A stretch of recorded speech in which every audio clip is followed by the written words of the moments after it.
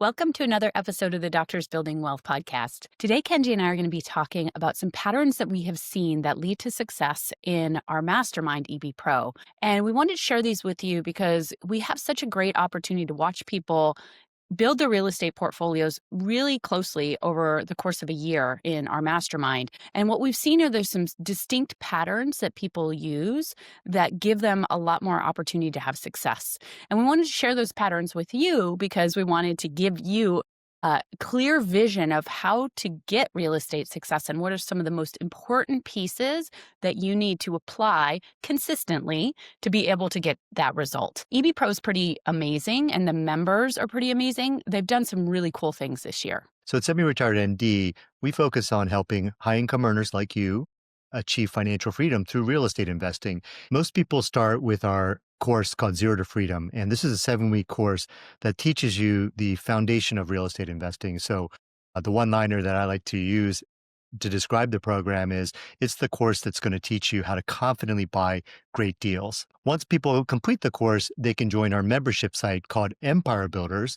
And this is where we help you go from buying that first great deal to building your empire. From there, some of our empire builders will choose to join our year-long mastermind called Empire Builders Pro. And how we like to describe Empire Builders Pro is, this is where we teach you how to confidently go out and buy any property of any size. Over the last 3 years since we started the program, our members have had incredible successes. We've had people go out and buy their first property. We've also had a number of people buy their first multifamily property. These are properties 5 units and above. For example, we've had people buy 40-unit properties, 87-unit properties. In addition to that, we've also had people go out and lead syndications. For the course of 3 years, our members have acquired 1,785 syndicated doors, including raising over $55 million in capital to acquire those doors. Right. And that's just within the group. I think what's really cool is a lot of people learn these skills and they're also raising outside of Empire Builders Pro during the year. And so there's really a lot that's going on where people are building their real estate portfolios. They're buying those first properties, they're taking action, and then they're learning to partner and they're going out and they're buying bigger buildings with partners too. So there's just a lot happening. And so what it is, because it's an accelerator program, is it's like concentrated action. And what's so cool about that is, again, we get to pull out of that concentrated action what we see that are patterns that work year after year. And again, we've been doing this program for 3 years now. So we have a lot of different data to see what leads to real estate success. And so today, what we really wanted to share with you are what are those top 5 things that we see that people do in our mastermind that lead to that success just in a really short period of time over the course of a year. Let's dive into these 5 patterns. And the first pattern is having a very clear vision of what they want. Yeah. So when you think about your personal real estate portfolio, one question we wanted to ask you is, do you have a clear vision of what exactly you want? And so what we see in Empire Builders Pro is when people come in and they have a very clear vision for what they want to achieve over the course of the year. Maybe it's like, I want to lead a syndication and I want to be a general partner on a large multifamily property, or I want to be able to find those partners and go out and buy a larger property than I'm able to buy on my own. Maybe they want to buy a 20 unit or a 40 unit. Maybe they come in and they say, you know what, this is my year to take action. I'm going to get my very first property. When they come in with that clarity of vision, and they are able to bring their spouses, right? So sometimes they have a shared vision. It's so powerful to help them move forward over the course of the year because they have a guiding North Star. Yeah, just to give you an example, I remember one of our members came to me and said, I want to lead a syndication, right? I want to gain that experience. Leading syndications wasn't necessarily his future vision or future goal, but he wanted to gain that experience of leading a syndication. And I have to say why a lot of people want that experience is they want to have the ability to buy any property of any size, which means sometimes you're not necessarily going to have the personal money, right? And so you, of course, could do partnerships and you can do creative financing. But sometimes people want to have that skill set to be able to raise money to cover the shortfall. And they want to do something called a TIC syndication, which we oftentimes do in our community. So that fundraising skill or capital raising skill is a powerful skill to have, even if you're very focused on your own real estate portfolio and growing it over time, because it gives you that flexibility. Yeah. And so again, because this community member was so clear in what he wanted, When the opportunity came up, it was pretty natural. It was like, okay, yeah, you're in line here. Let's go. Let's do this. And so what he did was he, along with another Empire Builders Pro, teamed up to lead the capital raise to acquire a 186 unit property. And they just achieved that result. Pretty incredible. But there was a lot of discomfort along the way, which we'll talk about in a little bit. Yeah, and I think what's so cool also is they're learning by doing, and there's nothing that really helps propel your momentum and teach you as much as when you're actually doing, and that's as you're learning. And it's such a cool situation to have others around you who have already done it. I'm really appreciative of how many multi-year EB pros we have because it's not just Kenji and I, who are the experts. We have people in there who have been with us for 3 years who have now led syndications or led capital raises or gone out and bought their own large multifamily who are able to kind of mentor each other. It's really, really powerful to see. So I love watching people learning while doing, but with the right support so that they can avoid those mistakes that happen if you're out there doing it by yourself. The next pattern that we wanted to talk about is accountability. Accountability is such an important piece to be able to make sure you're making consistent action and moving forward. And so, what we do in our program is we have these things called WAMs, weekly accountability meetings. And this is based off of the 12-week year, which is a phenomenal book by Moran. And what it says is, hey, you can pack as much into 12 weeks as you can in a year if you really have a structured way of approaching it. If you have these 12-week goals, if you make consistent action every single week. And part of making that consistent action is accountability. And so what we do is we build in weekly accountability where little groups of people meet each week and they talk about what they achieved in the last week and they talk about what they're going to do for the next week. And that allows them to have that accountability with the group of, hey, this by the time we meet next week, this is where this is where I'm going to be. And it allows them to continue to make those consistent actions week after week that move them forward, that really do allow them to make a lot more progress in 12 weeks than they necessarily would if they're just looking over the course of a year and they have all that flexibility of time. Yeah, and the results are clear. The groups that are meeting regularly week after week are the ones that are making so much progress. It's incredible. And what I also love is that even after the program, they continue to meet and they continue to achieve great things. Love hearing all the progress they've been making over the last couple of years. For example, as a group, going out and buying bigger properties, going out and raising capital, doing all the types of things that we do in EB Pro, but continuing it on year after year. Well, there are people even who have WAM groups who have stayed together multiple years through EB Pro, Mhm. right? And so they're being able to, yeah, keep consistent with moving each other forward. And again, it's so powerful to see people get that first door. I know this year there was somebody who got their first short-term rental, right? They wanted to get the short-term rental loophole. They wanted to get it done by the end of the year. It's December now, and they got their first short-term rental recently, and they're like, my WAM group is helping me with like locks and all these things. And they just feel like they have a little like support group in their corner helping them through the process of setting up their first short-term rental. So cool to see. I also remember that she shared that story of how she was not successful before, right? And how important that WAM group was for her to be successful this time compared to the last time. Very cool. The next one is that discomfort is okay. And we hinted at that a little bit earlier, but one of the real key words we use a lot in EB Pro is discomfort. Discomfort is the currency of your dreams, as Brooke Castillo says. What it means to us when you're uncomfortable is you're stepping outside of the norm, you're stepping outside of what you know, and you're stepping into a new situation where it's natural to have fear. Fear is part of that discomfort. Maybe there's some level of stress there. There's other feelings behind discomfort that you may feel, but a lot of times it's really fear because you've never done something before. And so we really encourage people to feel uncomfortable throughout the year. We encourage them to try these new things, to put themselves out there in a way that they haven't before, whether it's leadership, whether it's, buying a new type of property, whether it's setting up a property as a midterm rental, whether it is capital raising, which as you guys can imagine is very uncomfortable for people to go ask for money from their friends and family or to put themselves out there on, social media and say, "Hey, I'm raising capital for this deal." It's a huge growth point for people. And so discomfort really is about growth and we really want to encourage it. Yeah, and I wanted to make something clear. EB Pro is not about theory, right? We're not teaching theory. We're not, I mean, of course, there's educational components to it, but we think the best education comes from actually diving in and doing something that they might have thought, how am I going to do this, right? A lot of people, when they're starting something, they will go into it and go like, never imagined I would be doing this, especially this early in my real estate journey. And I'll tell you, all throughout the year, we have so many conversations about how they are uncomfortable along the way. And it's a constant reminder of like, hey, it's okay. And also sharing that we're also uncomfortable all the time because Leti and I, we're always challenging ourselves. We're always doing new things and, we're always pushing the boundaries. And so we're uncomfortable.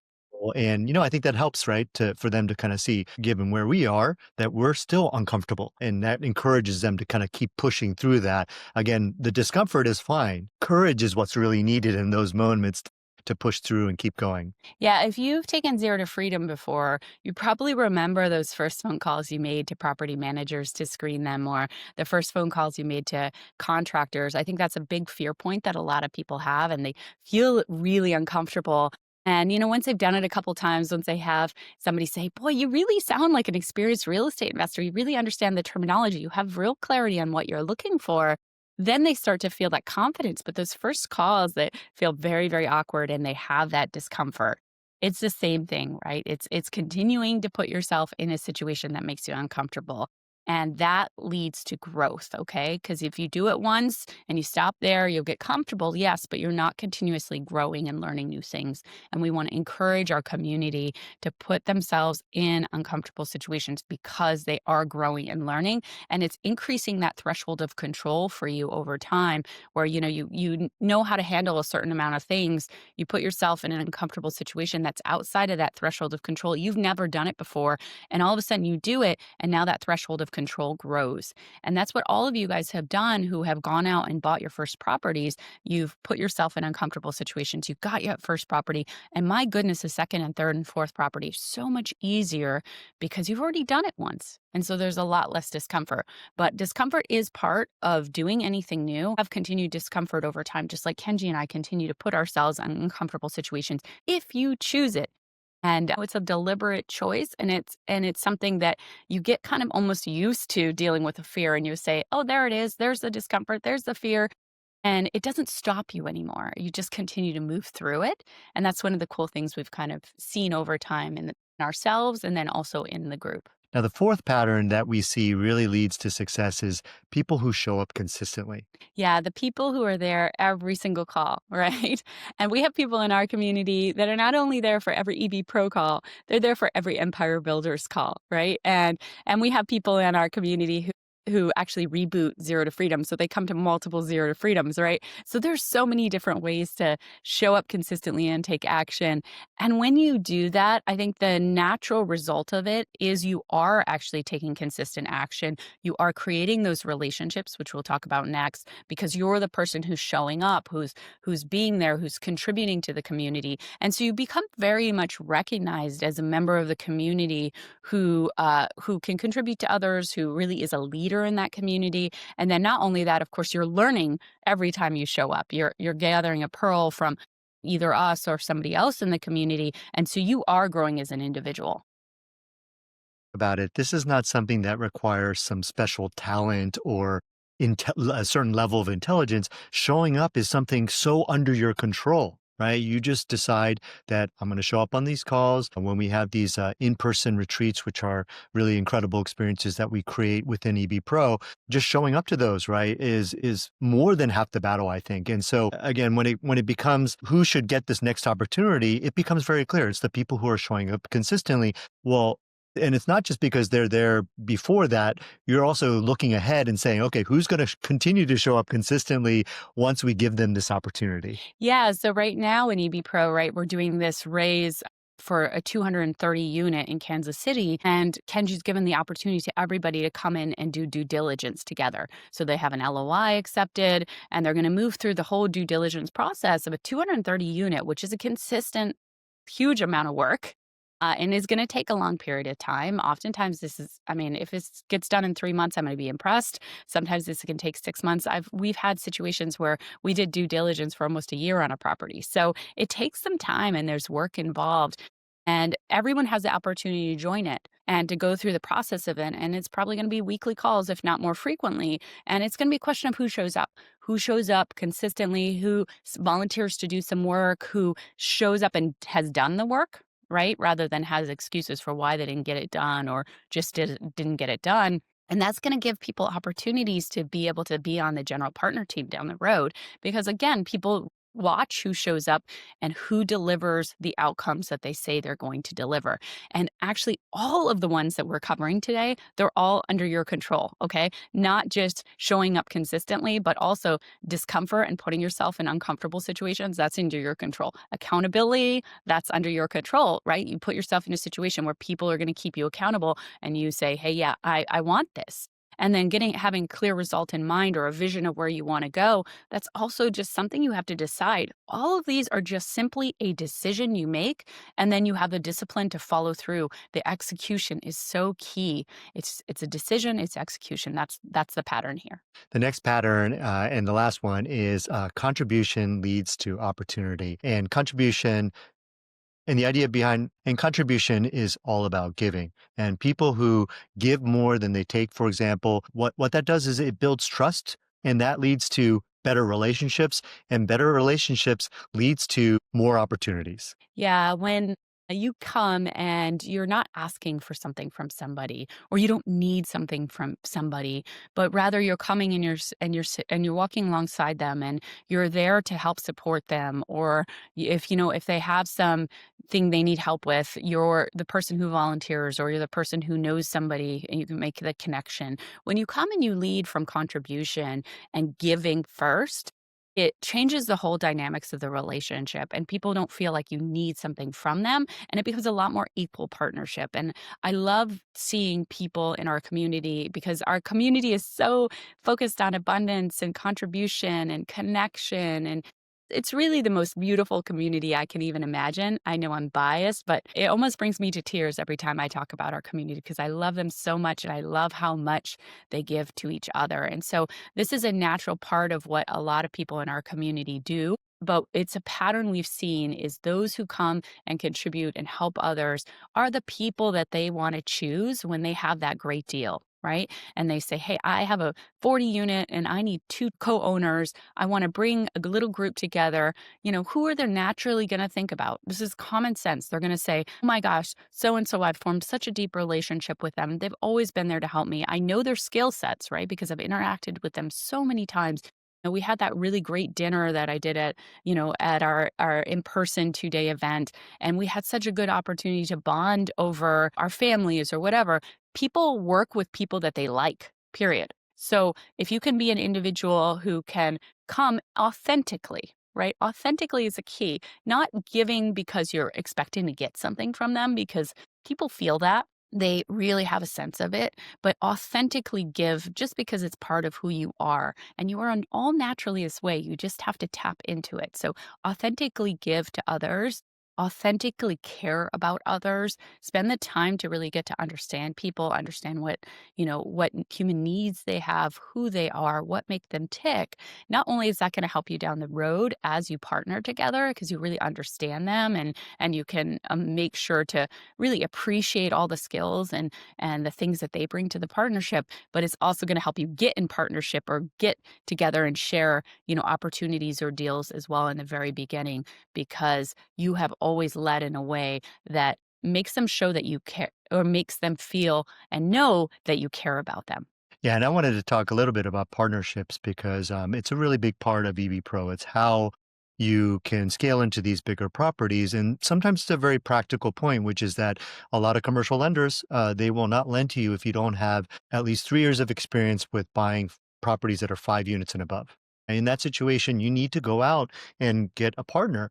And the question goes back to, okay, who gets chosen as partners? And as Leti said, it tends to be those people who are more contribution focused. Now, one thing I wanted to mention is that the group overall is incredible, right? The group is a group of givers, right? They're a group that really leads by giving. But I also wanted to mention that one of the parts of our training in partnerships is really about deciding which part of you is going to show up every day, And a lot of that is leading with that contribution. And the people who lead with contribution, they're not focused on themselves. They're focused on other people. They're focused on helping other people. That's what leads to these incredible partnerships. And again, if you're going to be scaling up, you're most likely going to need to partner. As I mentioned, there's some practical considerations. There's also, you may need the money. You may need the experience. That's why you're partnering, right? And you may need the extra hands to do all the work that's required for some of these bigger properties. And again, when you're building a team, what you really want to do is you want to build a team of givers. You want to build a team that leads with that contribution.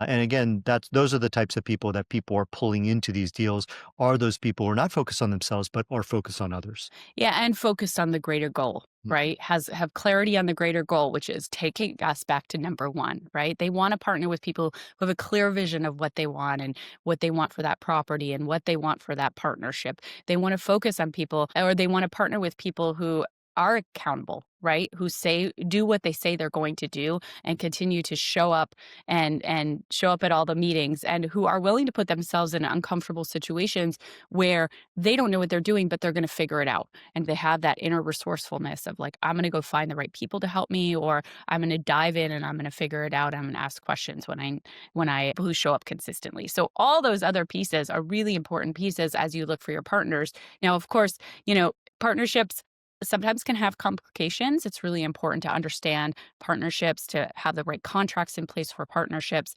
Again, as Kenji said, it's really about you when you're having a partnership. It's about how you show up every single day. You cannot control anyone else, but you can control yourself. And if you lead with that contribution to the partnership, contribution to the property, contribution to the bigger goal of what you guys are doing together, that's going to help you get a long way with resolving any difficulties you do have within the partnership as you have challenges along the years that you go through it.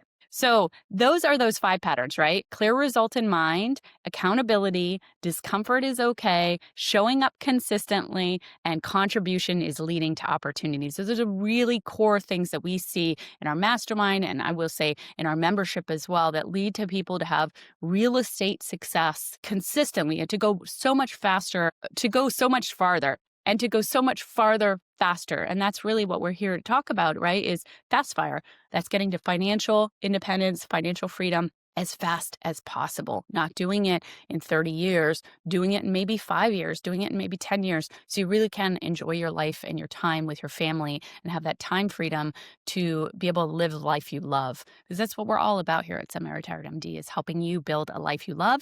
Real estate's just our vehicle. Hopefully that gave you some guidance on how you want to make sure that you show up every day, how you want to build your real estate portfolio, how you want to put together the right people, how really you can model you to have the most success in real estate as fast as possible. If you have any comments or questions, you can always reach out to us at support@semiretiredmd.com. Make sure to share this episode if it was helpful to you with a friend or family member or anyone else who you know who is interested in real estate investing and wants to know, how do I have success in real estate? Because this is the key.